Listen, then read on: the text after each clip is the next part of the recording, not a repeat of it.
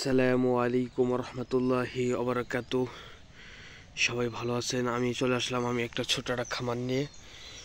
পুরা পাগারটা দেখাবো। এখানে আমি পাঙ্কাস ছাড়ছি মাত্র 5,000।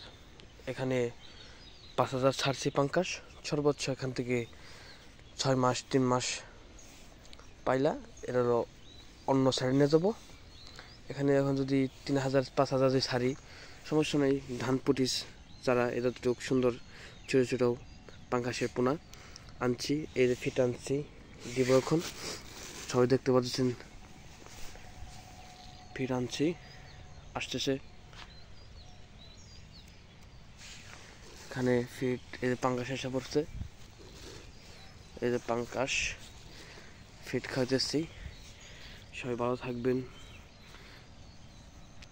এটা চাষ করব আমি নিজেই।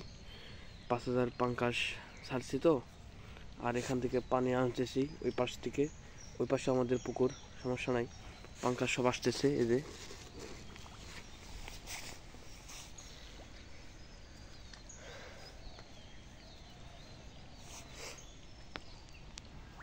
পুকুরের পাড়টা অনেক সুন্দর।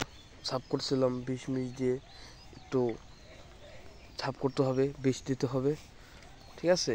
এখানে 5,000 ছাড়ছে, আরও পরবর্তী এখান থেকে উঠে নিয়ে যাবো গা। ওখানে খালি পাঙ্কাশ বাংলা ছাড়বো। রুই, কাতল, মিরকা, কালীবাউস, কারো যদি পোনা লাগে বলতে পারেন। রুই, বাটা, সিলভার কাপ, কাতল, মিরকা, বিভিন্ন পুঁটি মাছের পোনা, সব পোনা আমরা বেশি আবাদ করি তো, রেণু ফোটাই।